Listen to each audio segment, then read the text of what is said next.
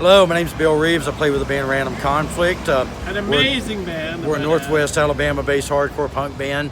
Been at it for quite a number of years, and I've been asked to recite one of our more unusual experiences. And I would have to say, right up there at the top was the time that we played in a place in Clarksville, Tennessee, called the Pink Lady. Oh, God. Okay.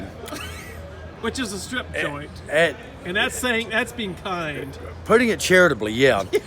If I really wanted to be tactful, I would say it was a little bit less than glamorous. And in fact, a few years ago, it burned down. I don't know if the meth lab behind it caught on fire or what, but anyway, it was a place called the Pink Lady, and it was in this back road of Clarksville, Tennessee.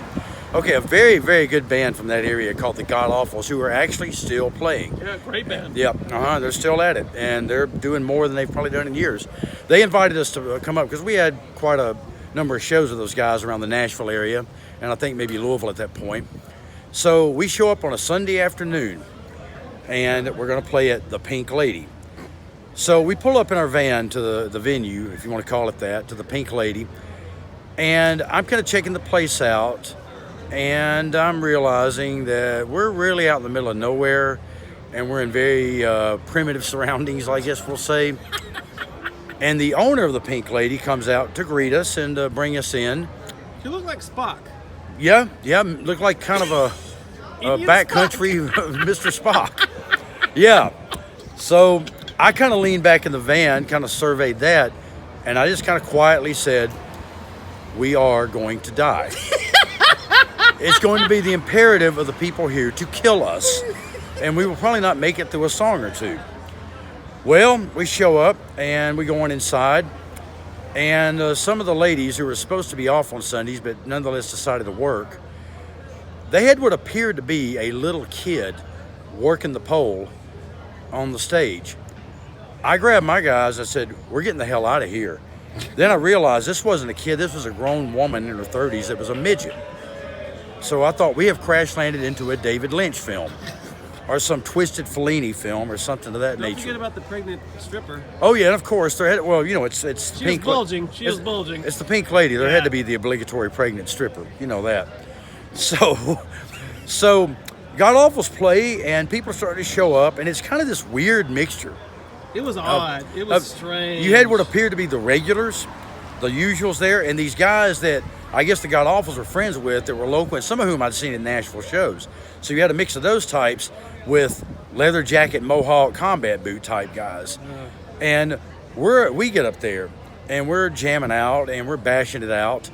And whenever we would hit one of our kind of parts that were a little bit more mid-tempo crunch down or kind of a breakdown, the girl that bravely tried to get on stage and do her thing while we were playing, that was okay. But then when we hit to the high-speed thrashy stuff, she ran out of that place as if the meth lab upstairs, that probably was upstairs, really was on fire.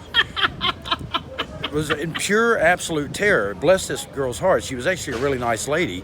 I spoke to her. That was the pregnant. That was the pregnant stripper, yeah. She was bulging. Well, thankfully, we didn't cause a miscarriage. So, how do we know? Well, we don't know this. That's true. The weirdest thing is, we actually made a good deal of money, and even the people that were there that probably had no comprehension of what we were doing, they actually were into it, and we actually sold a lot of CDs. True. And what we had of T-shirts at that point, and cassettes. Yeah, it was, then. Keep in mind, when I threw my drum set over, I broke the mirror wall on the Yes, back. he did. I want to point out that our host, Mike here, of the band The Bohannons, and at the time the band Model Citizen, our humble host here, Mike, he was sitting in with us because our regular drummer had some family obligations.